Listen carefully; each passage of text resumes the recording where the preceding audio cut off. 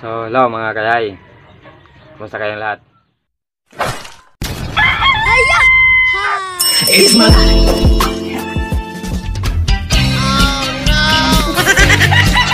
ayop ka talaga! Ang ganda mong lalaki!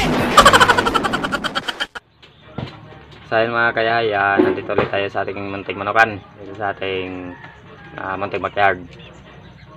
So, ngayon mga kayay, kasi nga matagal tayong wala dito sa aking munting manukan. So, ayan, i-update ko sa inyo kung ano nga yung nangyari dito. Kasi merong hindi magandang nangyari. So, bali yan ang pag-uusapan natin ngayon. Kung ano bang nangyari dito sa aking munting manukan habang wala ako. So, ayun na, kasi merong mga nangyari dito na hindi natin inaasahan. So, ayun nga mga kayay, kasi nga medyo matagal-tagal tayong wala dito. So, tapos maganda yung panahon ngayon. So, pinaliguan ko sila. So, lahat pati mga bang inahin, bang sisiw para alis naman ay papreskuhan sila, tsaka mawala yung kanilang mga kuto sa kanilang katawan. Kasi nga tagal-tagal nga na wala tayo dito. So, ano mga kaya bago nga tayo pumunta sa ating update nga ngayon dito sa ating munting manukan. So, ayan papakita ko muna sa inyo mga kaya yung mga pinaliguan natin. So, ayan, tara.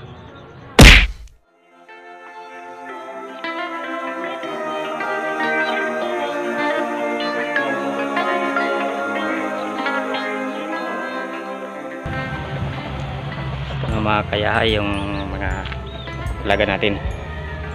So, ayan. Kasi maganda yung panahon, pinaliguan ko na sila. Sinama ko na yung mga babae, mga inahin. Ayan.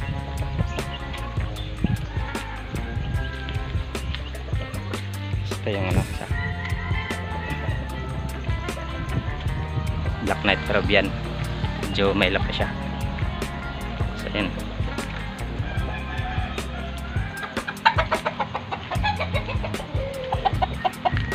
Ayan, medyo mga tuyo na sila mga kayay, kasi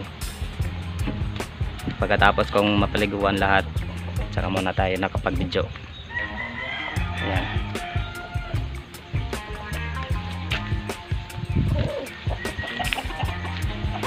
Ayan. Yung black mackerel. Ayan.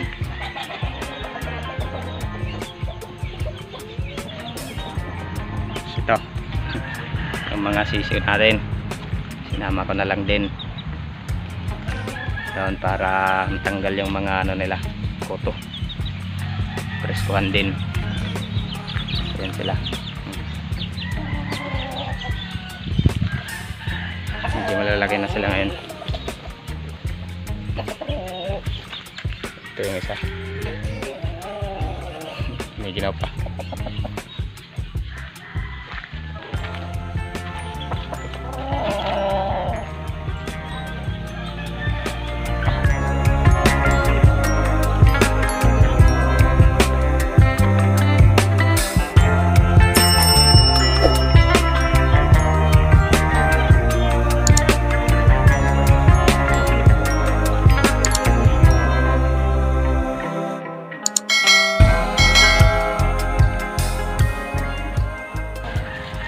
Diba?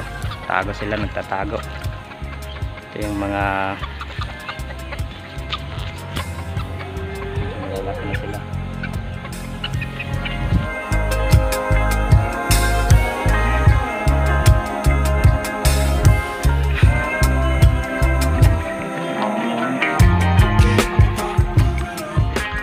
Yung ibang sisiw.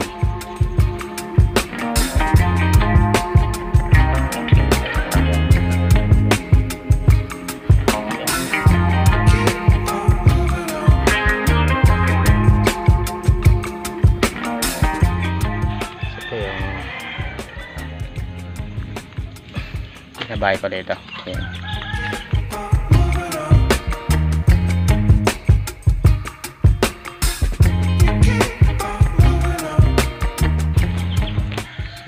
ito pala yung mga bagsisiw. Ayan, dito sila sa likod. Ayan. Ayan. Naliguan ko na rin yun sila.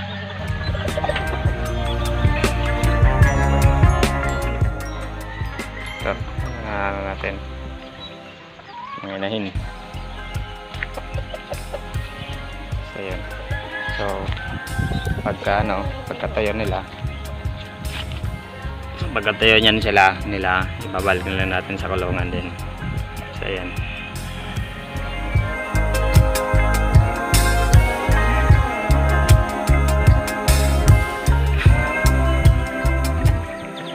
So, ito ko rin mga kaya yung tatlong bago.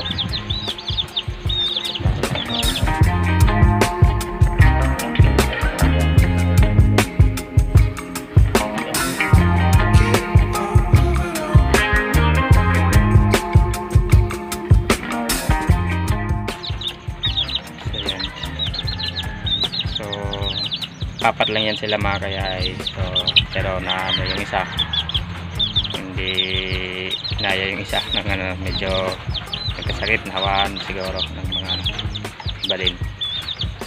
So yan, tatlo na lang sila.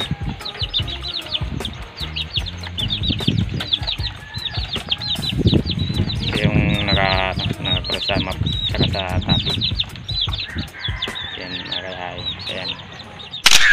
So ayun nga mga kayahay, yun nga yung mga pinalaguan natin mga alaga natin. So ayan, sinama ko na yung pati yung mga inahin kasi so hindi naman masyadong marami yung mga inahin na natin kasi nga yung iba ay inano na natin sa mga kaibigan din natin. So ayun nga mga kayahay, ang nangyari nga dito sa aking Munting Manoka habang wala tayo ay nagkasakit itong aking mga lalo na yung mga sisiw. Nagkaroon sila ng sipon, tapos bulutong kasi nga wala tayo dito. So hindi natin agad na agapan yung mga sakit nila. So ngayon pag-uwi ko, nadatan ko pa yung ibang medyo malala pero natuloyan din.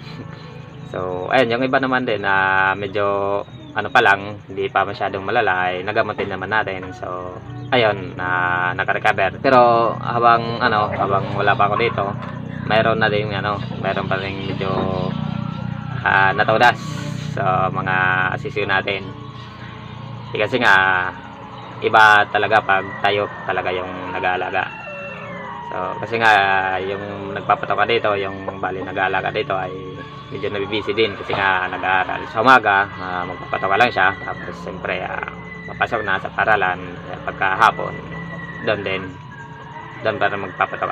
Na-update naman tayo kung ano yung nangyayari sa season natin. So sinasabihan natin kung ano yung pwedeng gawin. So iba pa rin talaga pag napupugusan. So wala tayong magawa, ganun nang naging sitwasyon. So okay lang yun. Pasalamat na lang ako kasi ngayon ay naka-recover na nga yung mga sisiw natin. Tapos yung iba nga ay medyo naipamahagi na natin sa ating mga kaibigan na nagkakagusto dito sa ating mga laga.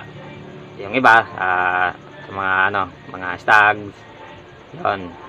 Yung iba nagkakagusto din ng mga sisiw pa lang. So ayun, binibihagi natin to yun sa kanila. Siyempre ganoon naman talaga yung purpose natin dito sa pagbibreed, para makapagbahagi sa ating mga kaibigan na nagmamanok din na gusto ngang bumili ng manok. So kadalasan talaga binibreed natin dito. So para ito sa ating mga kaibigan na gusto ngang bumili dito sa ating mga alaga. So at sa awa naman ng mga manok ay nagiging maganda naman yung mga resulta din. So nagpapanalo naman sa kanila. So ayun, kasi nag-update nga yung iba. So ayun nga mga kayay, so yun nga yung naging kalagayan dito sa ating Munting Manokan habang wala ako. So ayun, yun nga, pasalamat na rin ako kasi okay na ngayon yung mga alaga natin. Tapos kadalasan sa mga nagkasakit sa kanila mga kayay, mga babae.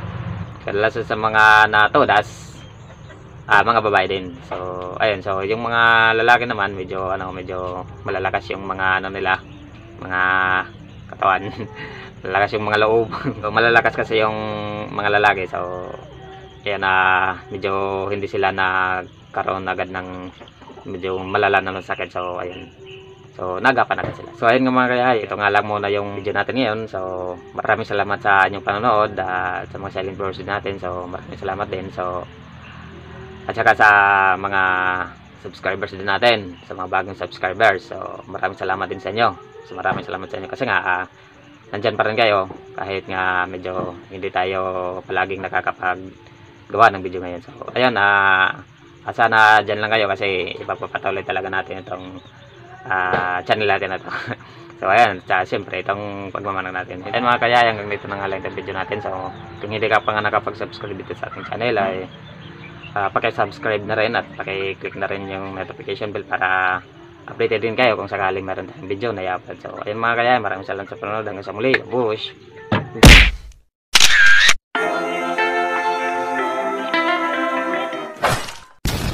Haya! Ha! It's my life. Hayop ka talaga! Ang ganda mong lalaki!